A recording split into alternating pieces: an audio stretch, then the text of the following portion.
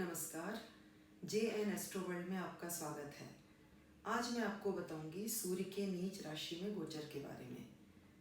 जैसा कि आप सभी को मालूम है, सूर्य मेष राशि में उच्च के होते हैं और तुला राशि में नीच के होते हैं। सूर्य रिप्रेजेंट करते हैं फादर, गवर्नमेंट, यश, कीर्ति, और अगर हेल्थ के पॉइंट ऑफ व्यू से देखें तो आईज, हार्ट, बोन्स इत्यादि।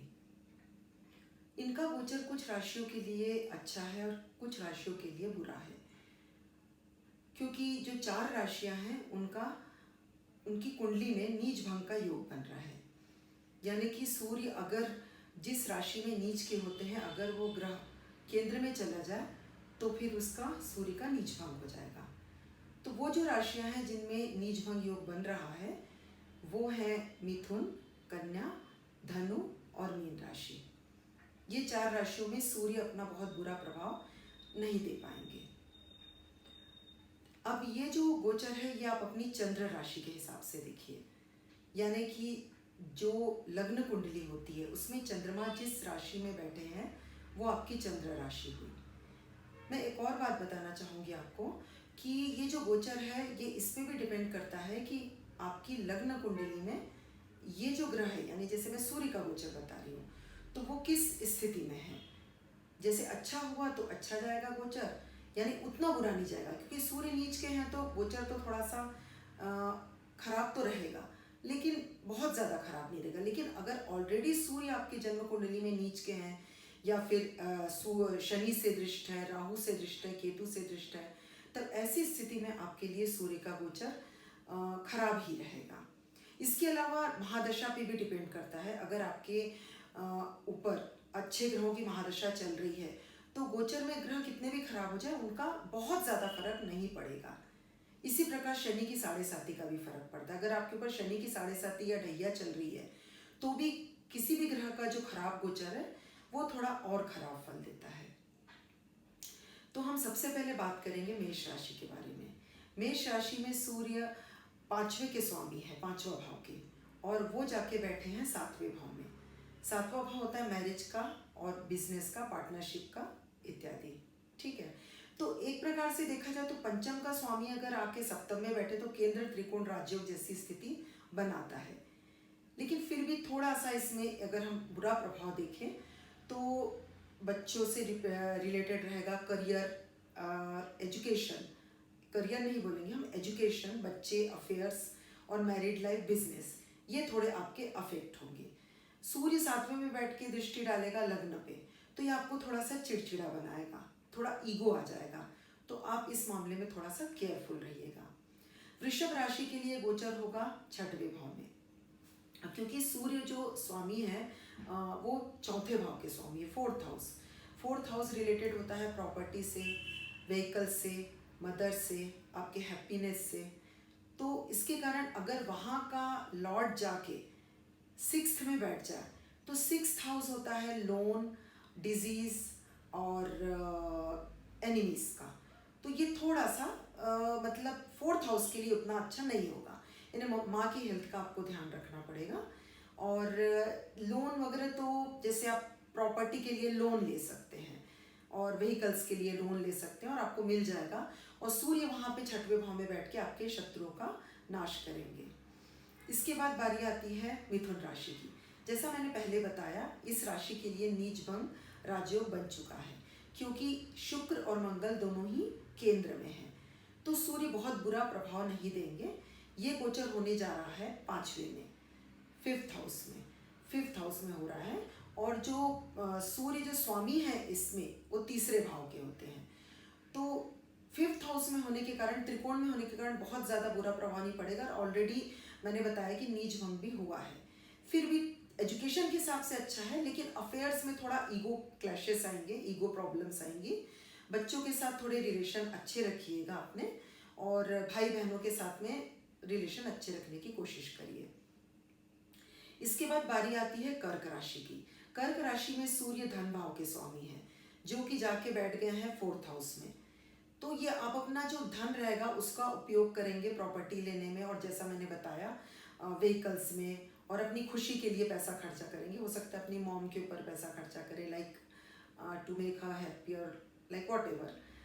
उसके बाद बारी आती है सिंह राशि की। सिंह राशि का जो स्वामी होता है वो खुद सूर्य भगवान है।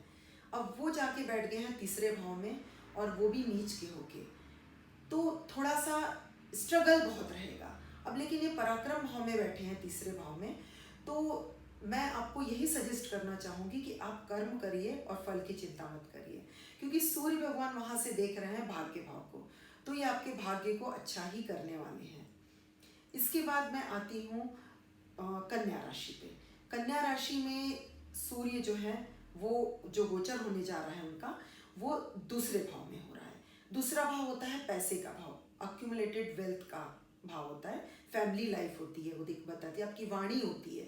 तो जब 12वें भाव का स्वामी जाके आपके दूसरे भाव में अगर बैठता है तो वो आपके खर्चे बढ़ा देगा, थोड़े खर्चे बढ़ा देगा, और आपकी वाणी में थोड़ा तेज आ जाएगा, यानी आप यानी ज़ोर से, यानी आप अपनी वाणी में गुस्सा रहेगा, तो उस चीज़ को थोड़ा सा आप कंट्रोल करिएगा। फैमिली लाइफ में थोड़े इश्यूज हो सकते हैं। इसके बाद में आती है बारी कन्या राशि के बाद बारी आती है तुला राशि की। तो तुला राशि के लग्न में ही ये गोचर हो रहा है, तो ये आपको क्रोधी बना देगा, थोड़ा ईगो प्रॉब्लम हो जाएगा। और वो वहाँ सूर्य बैठ के 7वें भाव को देखता है, जो कि आपकी शादी का भाव है, आपके बिजनेस का भाव है, तो वहाँ ये थोड़े से प्रॉब्लम क्रिएट कर सकता है। और ये जो सूर्य है वो लाभ भाव का स्वामी है, तो लाभ तो होगा, लेकिन थोड़ा आप अपने गुस्से को कंट्रोल करेंगे तो अच्छा रहेगा। इसके बाद आते हैं हम वृश्चिक राशि पे। वृश्चिक राशि में सूर्य भगवान का जो गोचर है वो होगा 12वें भाव में। तो 12वें भाव में गोचर होने से ये स्वामी है करियर हाउस का। करियर हाउस का स्वामी होकर 12th हाउस में गोचर कर रहा है, तो 12th house is for expenses. तो ये हो सकता है कि करियर से रिलेटेड एक्सपेंसेस हो सकते हैं, इवन आपका ट्रांसफ़र हो सकता है, उससे रिलेटेड, करियर से रिलेटेड आपकी जर्नीज हो सकती हैं, तो इसके चांसेस हैं। तो और थोड़ा सा सेटबैक टाइप मिल सकता है, तो आप इस चीज़ के लिए तैयार रहिएगा। अब हम आते हैं धनु राशि में। धनु राशि में भी नीच भंग राजयोग बन रहा है, क्योंकि मंगल और शुक्र ये दोनों केंद्र में हैं, तो सूर्य उतना बुरा प्रभाव नहीं दे पाएंगे। तो धनु राशि में ये गोचर होने जा रहा है लाभ भाव में। सूर्य स्वामी है भाग्य भाव के। भाग्य भाव का स्वामी अगर लाभ भाव में बैठे तो अच्छा ही माना जाएगा, यानी भाग्य से आपको लाभ होगा। तो लेकिन ये इसकी जो 7वीं दृष्टि है सूर्य भगवान की, वो पड़ेगी आपके बच्चों के भाव पे, तो बच्चों के साथ थोड़ा रिलेशन अच्छा रखिए। एजुकेशन होगा, एजुकेशन अगर आप कुछ कर रहे हैं तो वो उसमें आपको सूर्य भगवान हेल्प करेंगे, लेकिन बच्चों के साथ थोड़े ईगो क्लैशेस हो सकते हैं। और दूसरी बात ये हम कहना चाहेंगे कि अगर आप प्रेग्नेंट हैं, खासतौर से फर्स्ट टाइम प्रेगनेंसी है, तो सूर्य भगवान अगर 11th में रहें तो उनकी टेंडेंसी होती है मिसकैरेज की, तो थोड़ा संभल के रहिएगा जो प्रेग्नेंट वीमेन है वो। इसके बाद बारी आएगी मकर राशि की। मकर राशि के लिए गोचर होने जा रहा है करियर हाउस में। करियर हाउस में सूर्य का जो सूर्य के अगर रहते हैं तो वो एक कारक माने जाते हैं, वहाँ पे अच्छा माना जाता है। तो ये तो होगा तो ठीक, लेकिन थोड़ा सा करियर में हो सकता है वहाँ पे यानी अपने जो कोलिग्स होते हैं, बॉस होते हैं, उनके साथ थोड़ी खिचपिच हो जाए, तो इस चीज़ से आप थोड़ा सा संभल के रहिएगा। अब इसके बाद में बारी आती है कुंभ राशि की। कुंभ राशि में जो सूर्य भगवान है वो लॉर्ड होते हैं 7th हाउस के। तो 7th हाउस के लॉर्ड हैं, वो जाके 9th हाउस में बैठ गए, तो केंद्र त्रिकोण राजयोग बना रहे हैं, तो ये उतना बुरा प्रभाव नहीं देगा। फिर भी मैरिड लाइफ में थोड़ा संभल के रहिएगा, बिजनेस में आप थोड़ा सा एहतियात बरतिएगा। अब इसके बाद बारी आती है मीन राशि की। मीन राशि में ये गोचर होगा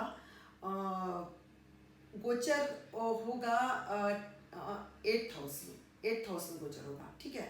अब 6th का लॉर्ड है सूर्य, लेकिन वो जाके 8th हाउस में बैठेंगे तो विपरीत राजयोग बनाएंगे, तो विपरीत राजयोग भी बन रहा है और नीच भंग राजयोग भी बन रहा है, तो थोड़ा स्ट्रगल रहेगा, लेकिन आपको सक्सेस मिलेगी। आप अपने हेल्थ का ध्यान रखिएगा, और अपना जो सर्विस अगर आप करते हैं तो ऑफिस वगैरह में थोड़ा सा संभल के रहिएगा। तो अब ये सब राशियों के गोचर के बारे में मैंने आपको बताया, और अगर आपको बहुत कुछ प्रॉब्लम्स आ रही हैं तो आप सूर्य भगवान को सवेरे के समय में, सूर्योदय के समय में अर्घ्य दे सकते, ओम सूर्याय नमः बोल के, और संडे के संडे अगर आप चाहें तो आदित्य हृदय स्तोत्र का पाठ करिए। जब आप सूर्य को अर्घ्य देंगे तो तांबे के लोटे से दीजिएगा, हो सके तो उसमें लाल पुष्प डाल दीजिए पानी में और ओम सूर्याय नमः बोल के दीजिएगा और कोशिश करिए कि वो आपके पैर में पानी न गिरे। आप मेरे इस वीडियो को लाइक करिए, शेयर करिए और मेरे चैनल को सब्सक्राइब करिए। नमस्कार।